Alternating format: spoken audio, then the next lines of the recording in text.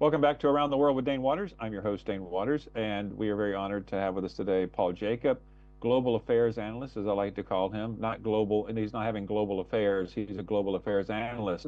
I have to clarify that because his wife wants me to make sure I clarify that. So welcome, Paul, to the show. Welcome, welcome. I mean, thank you. So do you actually, when I say good morning Vietnam, you know what I'm talking about, right? Well, I know exactly what you're talking about. Of course, Robin Williams, classic movie, good movie. But we were the good guys in that movie, and I'm not sure that in the parks and streets of Vietnam that we're the good guys. Although, they sort of like us better having met their neighbor to the north. Well, we're going to talk about that. So, our segment today, in case you didn't read the fine print, is not just about foreign policy. It's about the self-destruction of America and Trump's policies. I'm not going to blame it all on Trump. We're going to talk about it. But before we get started, I want to tell you this. Do you remember John Matsusaka, our friend from USC? Oh, absolutely, yes. John, who's just been anti getting involved politically in anything, is now running for, and I probably shouldn't say it publicly, but he's running for a president of the faculty senate in USC because he says things are so much is going on that he really has to take a stand. So, John, if you're watching, good luck, and I hope it all works out. So let's start with where to start. Let's start. I have a question for you. So this American, well, the guy from Ecuador, I believe, or El Salvador, who I can't remember his name, who was allowed in the United States because he was going to be murdered in his home country. He accidentally was shipped back a couple of weeks ago. The U.S. Supreme Court said America has to bring him back, but Trump and the president of El Salvador said, tough luck, we're not bringing him back. So what do you make of that? Let's start with that. Well, I think actually this is extremely important because there's a lot of, oh, Trump's doing this, he's a dictator, he's this and this. And my encouragement to everyone is always that gets lost in all the other, oh my goodness, Trump, Trump, Trump. Focus on policies, focus on actual facts and circumstances and happenings. And no matter where you stand on deportations, on the broader policy, there's a thing called due process. And that's not just something that is there for citizens, it's there for any human being on the planet who finds themselves in America. There is due process. Now, you may not supposed to be here, and maybe they're going to deport you. There has to be due process. That's what it's all about. And if we give that up, everything's gone. Everything's gone. So this is really, really important. And it's important that folks look at this and realize, look, it doesn't matter whether you're a Republican or a Democrat. This can't go on. And it's not about this guy in El Salvador. I mean, I've seen different reports. I've read different things that he's MS-13. No, he's not. He is. He's not. It doesn't matter. Give him due process, because if he doesn't get due process, the dream of America is over. And so this is very, very serious. Well, I'm glad we're starting with this because it is. It's about, even if you love Donald Trump, if you want to marry Donald Trump and be his 50th wife, similar to me having 50 wives, but you still have to understand that the rule of law is critical. You look what's happening in Hungary, look what's happening in China, you look what's happening in other parts of Southeast Asia, look what's happening in Russia. The difference between freedom and democracy and authoritarianism is the rule of law. Okay, it is. Yes. And one of those key things is due process. So you're right. They're rounding up people. Listen, I want us to be a country of legal immigration.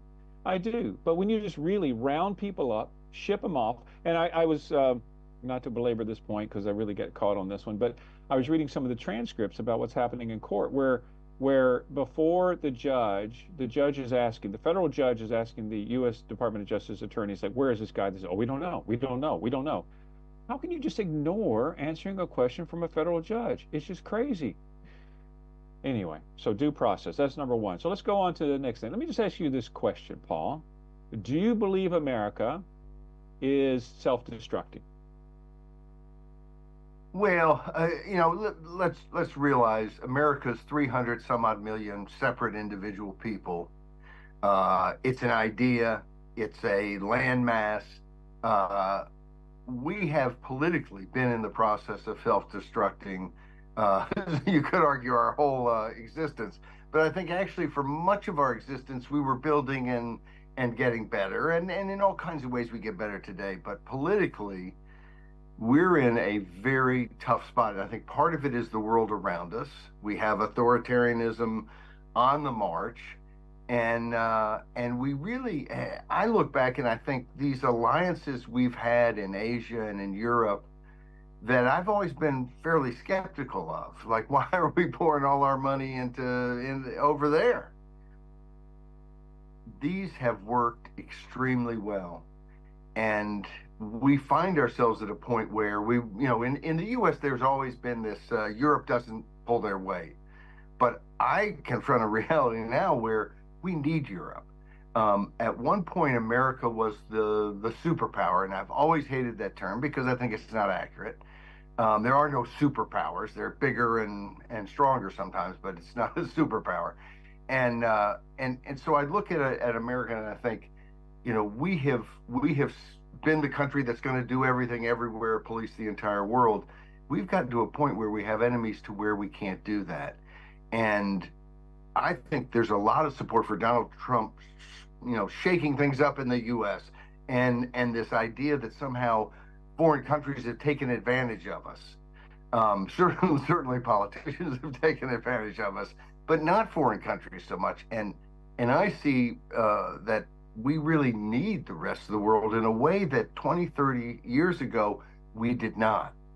And that's the realization I think people need to come to, that this is a much smaller world. We need Europe and Japan and South Korea and the Philippines and Taiwan. We need all these people pulling together, and it seems like they are.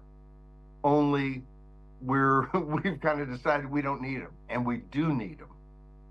Well, let me ask this. So, listen, you're the only American friend I have who's willing to get up at the crack of dawn and have these conversations. So I appreciate that.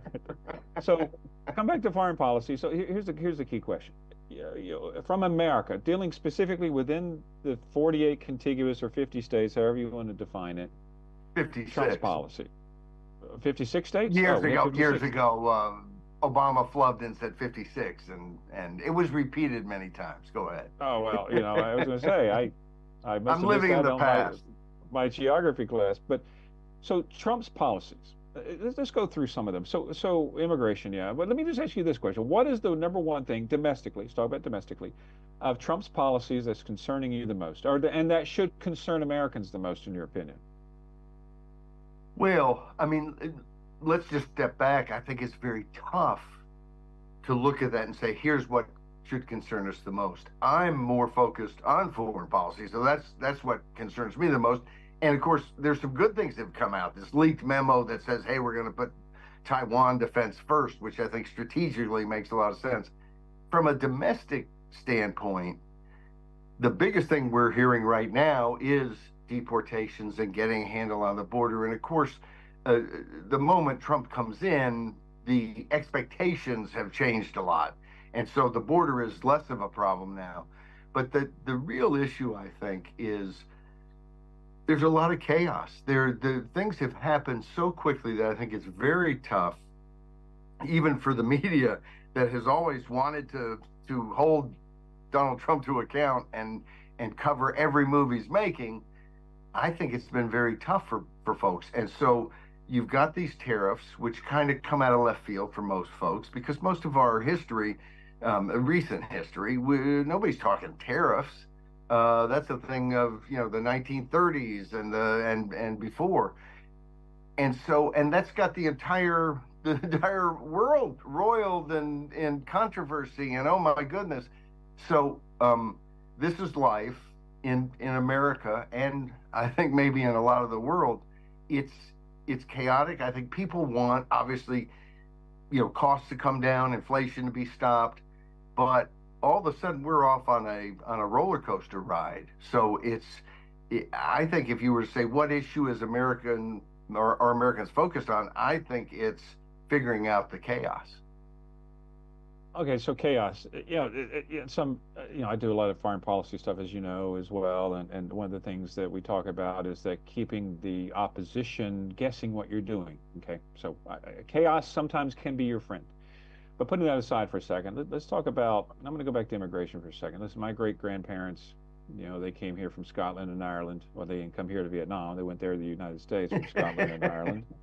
They're here. I just trying to find their graves. So, but and for our international audience, I mean, this is very important, especially for Nigerians. There are a lot of Nigerians in America, and the problem you have is that if you have a visa, if you have a green card, and I have friends who actually are naturalized U.S. citizens, everyone is scared to death about whether to travel, either into the country or out of the country. Now, that is problematic on many levels. Students, I'm gonna get to education here in a second. Students who can't go home and visit friends are afraid to leave. No telling what may happen if they try to come back in. Let me ask you, here's a question for you.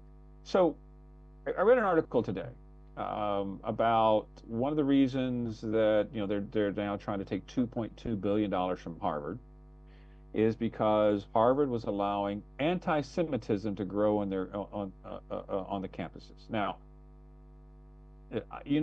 I do a lot of work in the Middle East.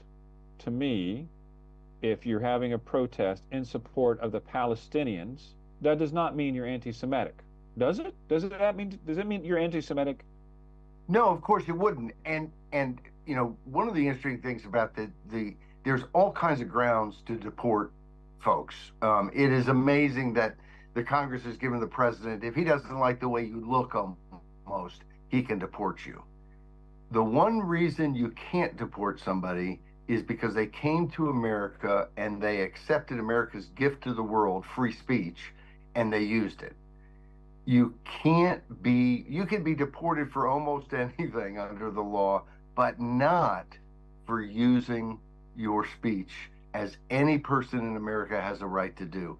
And so it's the worst thing to go after these folks and claiming anti-Semitism. Look, if you harassed someone, you intimidated someone, you committed a crime, whether it was charged or whether it was seen and not charged, and now you're going to be deported. Okay, that's the way it works. But you said something at a protest, that's absolutely protected. You have an opinion that Israel's 100% wrong, then state your opinion. That's America.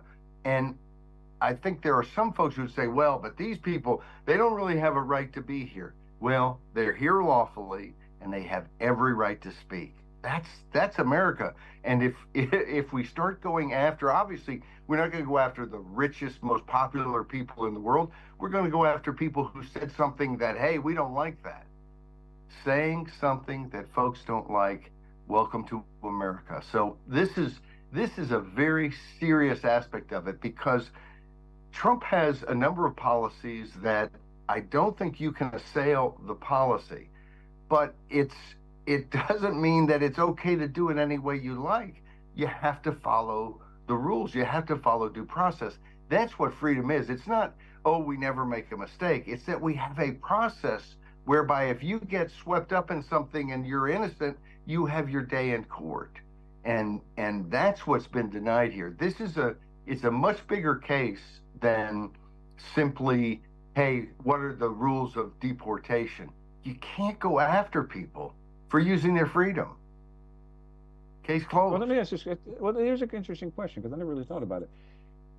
Free speech and the protection of freedom of speech guaranteed in the U.S. Constitution, is that only a protection to American citizens, or is it a protection to anyone who is on American soil? It's a protection for anyone who is on American soil. And there have been several, I'm not an attorney and I won't be able to cite the cases, but it has come up and stuff I've read recently. The courts have said, yes, if you're on American soil and you're not a citizen, in fact, if you're on American soil and you don't belong, according to what the people, the law enforcement agencies are saying, you don't belong here, and they're going to deport you, there's a process. There is due legal process that you are afforded, even if you're here illegally, much less if you're here legally. So Yes, these rights, the right to assemble, the right to free speech, the right to be free from outrageous searches and seizures, all of those rights are for anybody. Now, they may not have the right to be here. That's different. But if they're here, they have the right to be free. Well, so let's talk about for our Nigerian friends that are listening to the show. If you're Nigerian and you're in the United States legally, because I've talked to several and they're afraid to even leave their apartment. Some of them are even afraid to walk Yes, out of their house, even though they're here legally. Not here, once again. right. I gotta remember, I'm not here. They're not here legally in Vietnam. They're legally there in the United States. Next time we're all flying to Vietnam to be with you, Dane. I appreciate that. You'll be So, somewhere but else then. I will definitely. I can't be in the same country as you. But if you're a Nigerian and you're in America, you're not an attorney, we're not giving legal advice, all those disclaimers that I have to make, you know, I agree with you. You should be able to enjoy the rights of America if you're there legally, right? Yes. You should be able to speak freely against something that you don't believe in. So if you're a Nigerian going to school in the United States, let me just tell you, I know it's scary, but speak up, because what we see around the world, and I think going back to the Hitler days, to correct me if I'm wrong on this, is that diminishing speech, scaring somebody from speaking. That's how authoritarians gain power and control, by silencing speech. And that's my concern about America, is that I'm not saying Donald Trump's an authoritarian. I'm not. But I'm saying that as a country, if we start silencing speech, that's the same as burning books, in my opinion. We're heading in a direction that is scary. So, And it's uh, not just up to Donald Trump not to do it. Whether he's an authoritarian or not, we may find out in the end. But I think that there are a lot of people who, if they're held to account, don't become authoritarian in whatever way, shape, or form. And so it's critical that we hold him to account. And in the same way that he's gotten a positive in that there are less border crossings and so on because he sent a message that that's not going to be so good to come over the border illegally.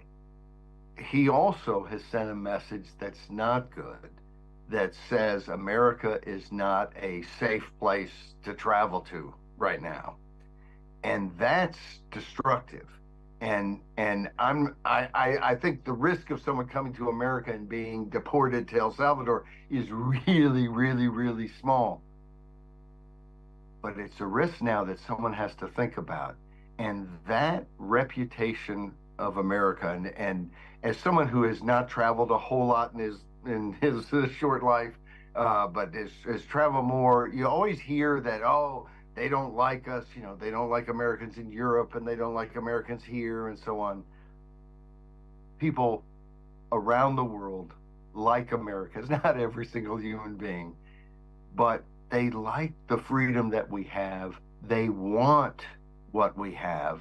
And that's wonderful because what we have is some great stuff, freedom, prosperity that comes with freedom. And so sending that message to people, one of the best things we have going for us is that all over the world, I think people are waking up to the fact that authoritarianism is on the march, and they look to the U.S. That needs to not be backhanded, and we don't want to send a message that no, this great dream of America, that freedom could be sea to shining sea, and then all over the world. Let's not truncate that dream.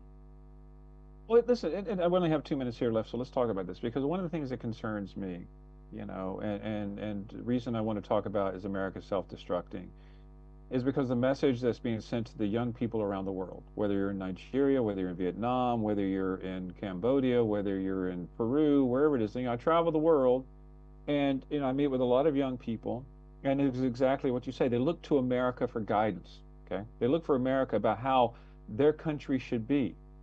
And when you live in a world now where the young people, what they're hearing from forget, there are superpowers, by the way, Batman or whatever, Superman have superpowers, so they do exist. It's not, it's like saying the Easter Bunny or Santa Claus doesn't exist. But Right. but when you talk about that, when Donald Trump talks about, hey, there is no freedom of speech, or there is, or trying to literally blackmail universities. I use that term intentionally to do what he wants, where he blackmails law firms to do what he wants. When he uses that heavy-handedness, does it concern you what message this is sending to the world and to the youth of the world? Well, the message always concerns me. And in some of those cases, I might say, wait a second, some of these universities need to be held to account. It's like a lot of people, they look at DOGE, what is it, Department of Government Efficiency, misnomer. They look at that and they say, well, this is great. They're getting a handle on things. And again, there's a certain amount of creative destruction that I think the public will go along with. But it has to be something that's within the laws. It has to be something that, like this situation in El Salvador, where you've sent somebody and the court says, hey, you shouldn't have sent them, and there's a real question about whether you didn't disobey a judge's order going into it. That's tyranny. That's not using your powers as president. So I think we have to be very careful. I think we are right to be very concerned about how the world views us, in large part because the world is a very small place and because we are headed into some tremendous headwinds. Look, there's a war in Europe. There is a war in Europe. There is war in the Middle East, and there is constant bullying and the prelude to war in Asia. We have to have our together. and so and so Well, that's that sort of veering off and sending the wrong message to the world. We can't afford it because we need the rest of the world and they need us. no, no, I know, and it does concern me because here in Vietnam, where I've really been talking to a lot of young people here. First of all, they aren't happy because of the whole tariff situation, Right.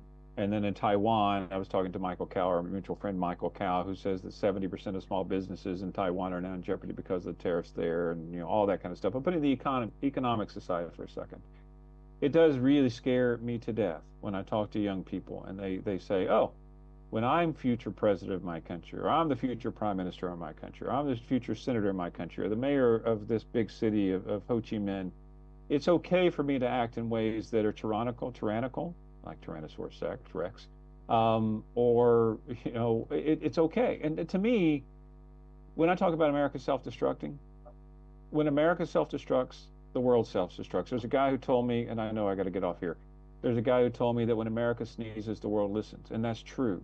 So when America violates due process, when America violates the rule of law, then the world listens. Listen, Paul, sadly, I have to go because we could talk forever.